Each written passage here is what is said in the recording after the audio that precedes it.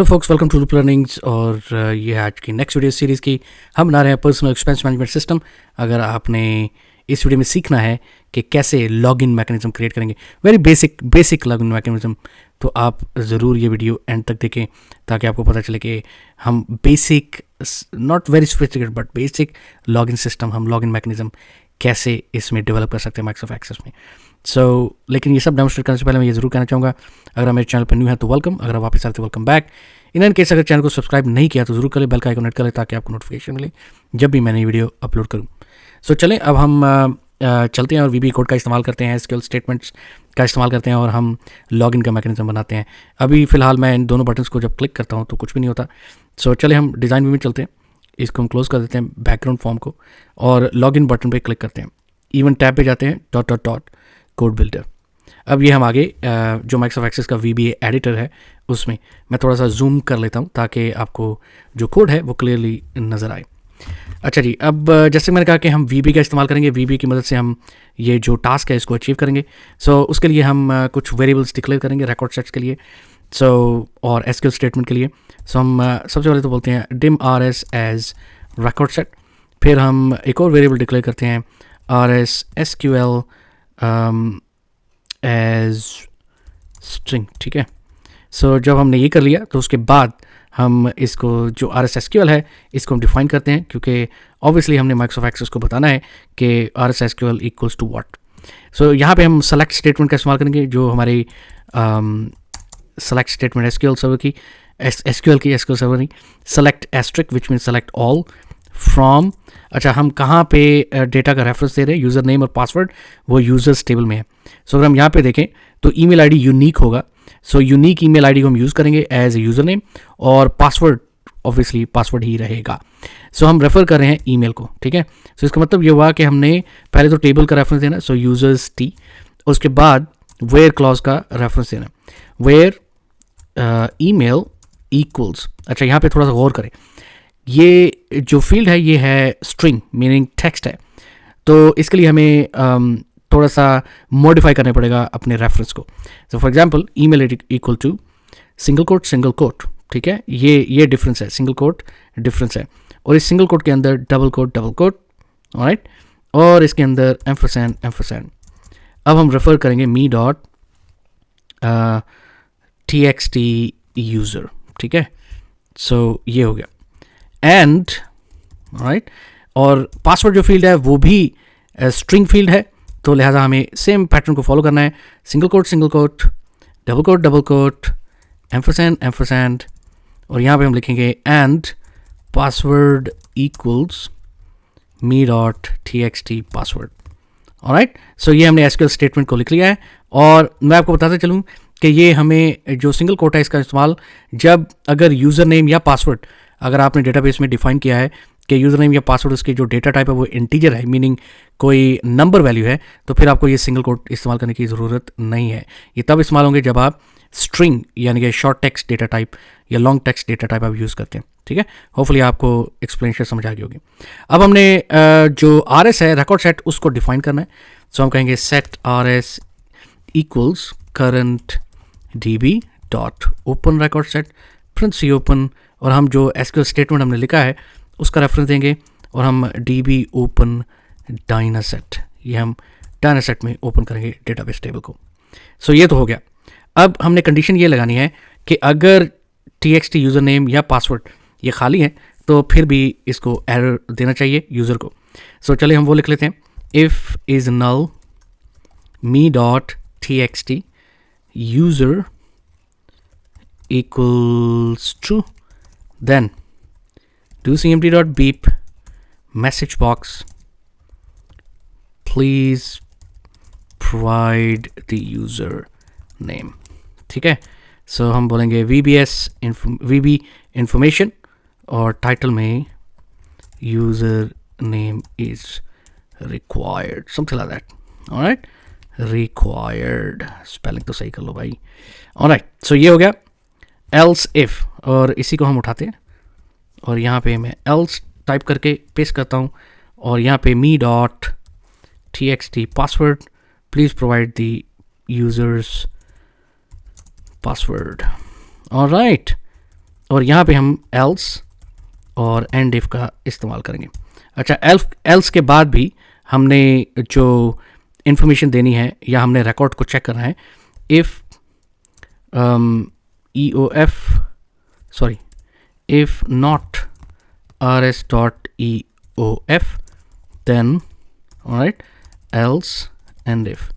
So basically इस line of code से क्या होगा कि हम माइक्रोसॉफ्ट एक्सेस को बोल रहे हैं कि भाई शुरू हो जाओ रिकॉर्ड सेट में, मीनिंग स्टार्ट से और एंड तक चेक करना है जो यूज़र ने ईमेल और पासवर्ड प्रोवाइड किया ये कम्बिनेशन मैच करता है कि नहीं। सो बेसिकली ये इससे होगा, ठीक है। सो अगर तो मैच कर रहा है तो फिर लॉग इन कर देना चाहिए सिस्टम को। सो फॉर एग्जांपल यहाँ पे आके हम docmd.beep message box welcome to the Loop expense management system, ठीक है। सो ये हमने वेलकम मैसेज दिया यूज़र को, VB इन्फॉर्मेशन और हेडिंग इन्फॉर्मेशन। ऑलराइट, सो खाली हमने ये काम नहीं करना। जब हमने लॉगिन कर लेना है तो लॉगिन करने के बाद हमने क्या करना है, अच्छा ये भी एक और चीज़ इसमें ऐड करनी है। इसमें हमने फाइंड करना है रिकॉर्ड को, वो RSEOF से हो गया, रिकॉर्ड फाइंड हो गया, दैट मीन्स कम्बिनेशन जो है वो मैच कर रहा है और इसको यूज़र को वेलकम मैसेज आना चाहिए। अब वेलकम मैसेज के बाद जब यूज़र क्लिक करेगा ओके पे, तो फिर क्या होना चाहिए, फिर कुछ काम होना चाहिए। फर्स्ट ऑफ ऑल जो हमारा मेन फॉर्म है वो ओपन हो जाना चाहिए और लॉगिन फॉर्म को क्लोज हो जाना चाहिए, ठीक है। सबसे पहले तो ये काम होना चाहिए, जो ही लॉगिन सक्सेसफुल होगा तो सबसे पहले ये काम होना चाहिए। सो docmd.open फॉर्म का नाम क्या है, फॉर्म का नाम है मेन, ठीक है। ये फॉर्म ओपन होना चाहिए। docmd.close, ठीक है। ऑब्जेक्ट क्या है जो हमने क्लोज करना है, फॉर्म है। ऑब्जेक्ट का नाम क्या है, लॉगिन एफ, क्योंकि ये हमने क्लोज करना है। अच्छा, एक और भी बात है जो हमने मेक श्योर करनी है कि हमें वो कंसिडर करनी है, वो ये है कि अगर हम मेन फॉर्म में जाएँ डिज़ाइन व्यू में, तो ये याद है हमने यहाँ पे एक लेबल क्रिएट किया हुआ है और इस लेबल का अगर हम देखें तो इसका नाम है LBL वेलकम। तो बेसिकली हम ये चाहते हैं कि इस लेबल में उस यूज़र का नाम आए जिस यूज़र ने लॉगिन किया हुआ है। सो ये भी हमने मैकेनिज्म सेट करना है। अब ये हम कैसे करेंगे, ये हम प्रोग्राम यानी VBA की मदद से करेंगे और वो ऐसे होगा, वो होगा टेम्प वार्स के ज़रिए। सो हम टेम्प वार्स एक मेथड है माइक्रोसॉफ्ट एक्सेस में जिसकी मदद से हम डेटा को टेम्परेली स्टोर कर सकते हैं, ठीक है। सो उस डेटा को फिर हम रेफ़र कर सकते हैं जब भी हमें ज़रूरत पड़े। सो मैं क्या करूँगा कि मैं यहाँ पे आके टेम्प वार्स मैं क्रिएट करूँगा। सो फॉर एग्जांपल मैं यहाँ पे लिखूँगा टेम्प वार्स, ठीक है, प्रिंसी ओपन प्रिंसी क्लोज और डबल कोट और यहाँ पे मैं नाम क्रिएट करूँगा टेम्प वार्स का। सो हमने इन्फॉर्मेशन क्या स्टोर करनी है, सबसे पहले तो हमने इन्फॉर्मेशन स्टोर करनी है जो भी यूज़र ने साइन इन किया, लॉगिन किया है, उसका यूज़र ID सबसे पहले हमने स्टोर करना है। सो ताकि हम यूज़र ID को रेफ़र कर सके बाद में। सो यहाँ पे आएगा user ID equals RS user ID, alright. So basically इस लाइन ऑफ कोड से क्या हुआ, हमने माइक्रोसॉफ्ट एक्सेस को बोला भाई टेम्परेली यूज़र ID ऐसे स्टोर करो टेम्प वार्स में। कौन सी यूज़र ID को आप रेफ़र करोगे, जो हमने रिकॉर्ड सेट क्रिएट किया है उसके जो यूज़र ID है, मीनिंग यहाँ से उठा के करो इन सिंपल वे, ठीक है। और उसके बाद हम इसी को कॉपी कर लेते हैं, पेस्ट करते हैं और यहाँ पे हम जो नाम है यूज़र का, यूज़र नेम, सो